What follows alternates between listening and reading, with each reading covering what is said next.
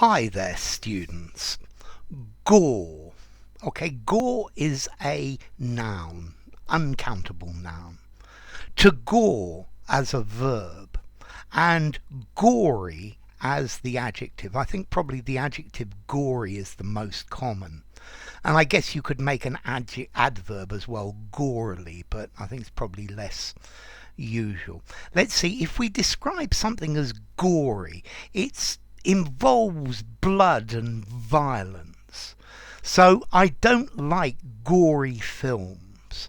Yeah, films with blood and guts and violence and killing. It was very gory.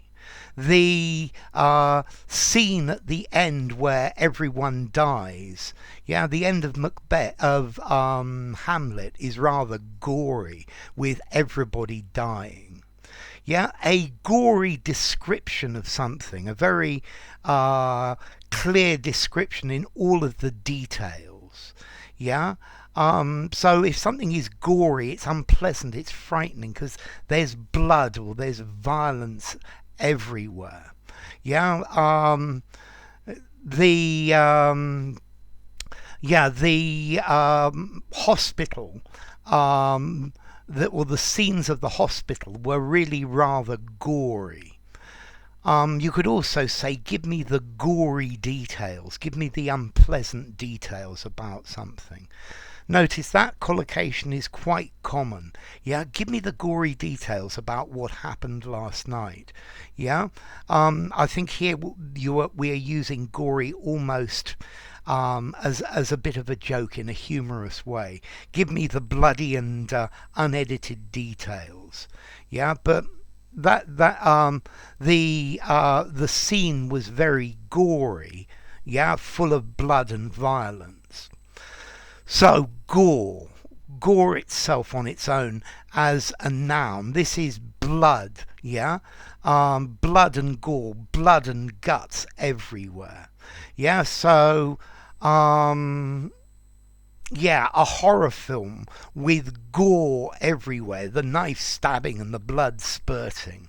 Yeah, yeah, a video game full of gore. Blah. Okay. Yeah, very often gore is rather sensationalist as well. Then we have a verb, to gore. Okay, an animal that has a horn. If it pierces you, if it stabs you with its horn or with a tusk as well, this is to gore. So the bullfighter was gored by the bull. Yeah, the bull stabbed him with his horns. You could be gored by the tusk of an elephant as well. It goes into you. Okay, let's see. Gore. You can also use gore to talk about a triangular piece of material with one end narrower than the other. So an umbrella, for example, is made up of gauze of fabric, triangular pieces that go together. I think that's much more unusual though. Okay, so gory, full of blood and stained with blood and gore, characterized by bloodshed and violence. Yeah, a gory story, bloodthirsty, horrific. Yeah, a gory battle. Yeah, the gory details of what happened. So we could mean the sensational details or the unpleasant ones. Yeah, he told me all the gory details about what he did last night. Yeah, the sensational ones. So gory, grisly, bloody, bloodthirsty, bloodstained, bloody. Yeah, the yeah, a slaughterhouse where they kill animals is a pretty gory place. The doctor took off his gory clothes after he had treated the patient, so covered in gore. Yeah. And then the gory details. The Give me the dirt on it. Give me the gory details.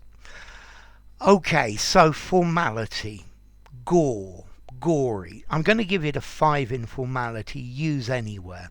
However, I think the gory details, when you're saying tell me exactly what happened, give me the lowdown, the sensational bits of it, the interesting bits, I think I would give that a 4 in formality.